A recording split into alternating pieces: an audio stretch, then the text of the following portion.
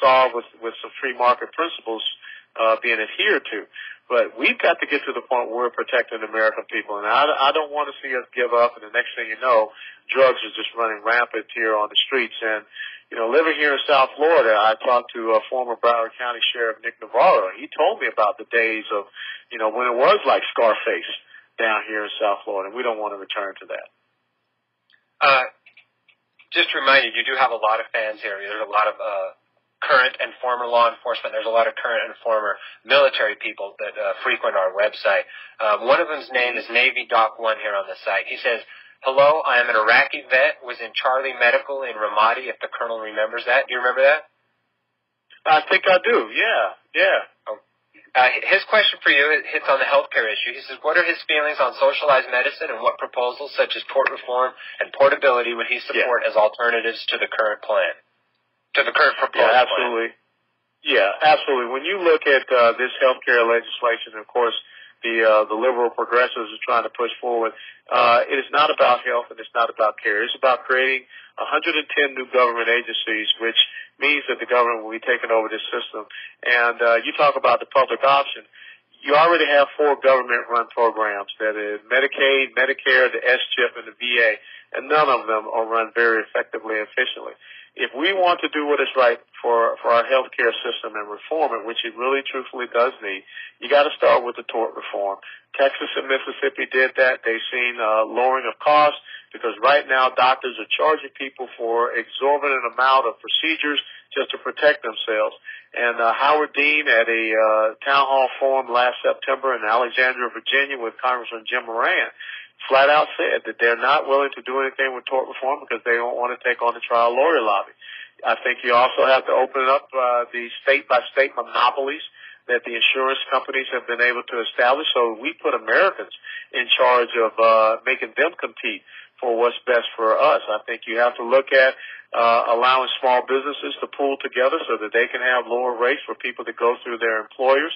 We need to promote health savings accounts so that Americans can take care of their routine medical procedures, maybe have a little bit higher deductible. And we need to have that portability. And there is a thing out there called guaranteed renewable individual insurance, so that we get rid of this thing about pre-existing conditions and, allow people to have a health plan that takes care of them regardless of what they have. And then another thing is, ties back to the legal immigration. The legal immigrants are killing our healthcare system by using our emergency rooms at their everyday clinics. So those are the type of things I think we got to start off with. We also have to look at a lot of the fraud that is with the Medicare and the Medicaid programs. I think that you got to look at the cost of medical equipment that is out there. We got to get that under control, as well as the pharmaceutical companies.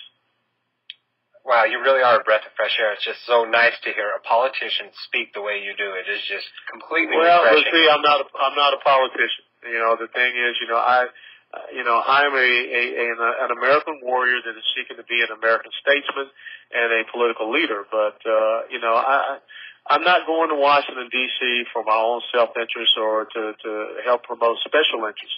I'm going to Washington D.C. because we got to transfer the wealth out of that cesspool and get it back down to the everyday American, because if you want investment, ingenuity, and innovation, if you want to grow an economy, that means private sector. That means for the American citizen. That means putting money back into their pockets and not having it stored up in Washington, D.C., where the government is doing nothing right now but creating victims so that victims become dependent upon them and then they continue to grow themselves.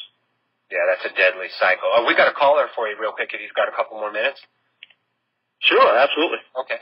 Scrap 5000, you're on with Alan West. Hello, Colonel West. It's a real pleasure to speak with you. And I just want to How you doing? I want to thank you from the great, thank you. Just want to thank you from the bottom of my heart, both for your service to our country and the conservative movement that you lead and all that. If you can, though, I would like to speak to you and ask you to reconsider, though, your stance.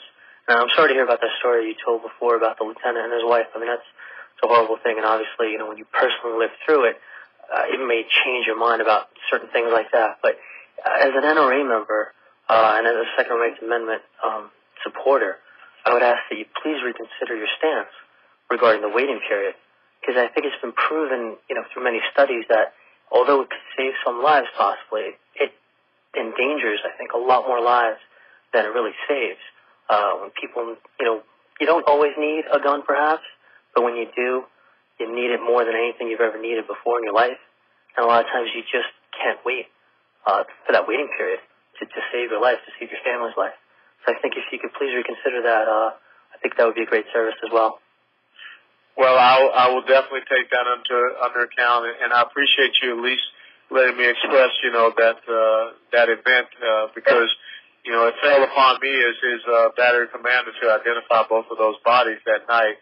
And, I fully support people having their Second Amendment rights, but I just know that if First Lieutenant James McCoy maybe could have had a day or two to sit there and think that through, maybe could have made the difference, and two young boys could maybe still have their mother and their father. I totally understand your point, and I appreciate you expressing that. Oh, thank you. For the call, thank you. Now, a lot of people don't know, Colonel West, that you grew up in the ghetto. You grew up in a low-income, impoverished part of Atlanta. Is that correct? Yeah, it was lower middle income, inner city Atlanta, Georgia, and the interesting thing is it's the exact same neighborhood, the Fourth Ward, where Dr. Martin Luther King, he was also an alumnus of that community. So it was a great upbringing because even though it was an inner city neighborhood, there was strength of family back when I was growing up. And what I saw happen was the government came in, and when you start to pay young girls to have children out of wedlock and to take the father out of the home, and that whole victimization takes root, young black men dropping out of high school, it destroyed my neighborhood. It's these failed liberal social welfare policies that will end up having the United States of America look like Detroit. But also, if we don't have principled people running in the Republican Party, then you see what Arnold Schwarzenegger has done with the state of California. So either way, you've got to get good, committed conservative ideals and principles, because that's what my parents raised me with, and that's why I'm able to be in the position I am in today. Okay. And I think that's great. Apparently your parents did a very, very good job with you. And I've had this conversation with a lot of my friends. I'm myself an African American, and I have had the same conversation with a lot of them about how the welfare system and the Democratic Party, the liberals, have done nothing to help us. They haven't done anything. They've done more harm than good. And what can we do? What can we do to get African Americans to understand that? Aside from just one-on-one conversations, it's almost a blank. Let's vote Democrat because that's what we are. Well, we got to educate them. I mean, one of the things they have to realize is that, with the Republican Party, that was the party of Lincoln. That was the party that fought against slavery. 13th, 14th, 15th Amendments. Your first black congressmen were Republicans. The relationship where a lot of the Republican philanthropists in this country helped to establish historical black colleges and universities. President Eisenhower, what he did in federalizing the National Guard to support the Brown versus the Board of Education desegregation decision. Senator Everett Dirksen, a Republican senator, was the key factor in getting that civil rights legislation passed when people like Robert Byrd and Al Gore Sr. were against it. The Ku Klux Klan came out of the Democrat Party. Jim Crow laws came out of the Democrat Party. So we got to get that message out there. We got to educate people, and we just got to get the black community, who are the most conservative folks in America on a Sunday, to understand that there's a 21st century plantation that's being created. And when you have people like Al Sharpton and Jesse Jackson, they're nothing but the overseers on this new plantation. And I got to tell you, the most ugly attacks against me are going to come from the members of the black community that don't want to see me get out there and be successful and get this message out, because I totally invalidate everything about the liberal social welfare policies. I totally invalidate the proprietors of poverty, as I call them, Sharpton and Jackson. Yeah, and I agree with you 100% on that. It's so inspiring to see someone like you. I can't wait for my daughter to hear this interview that I had with you. I'm just excited for this.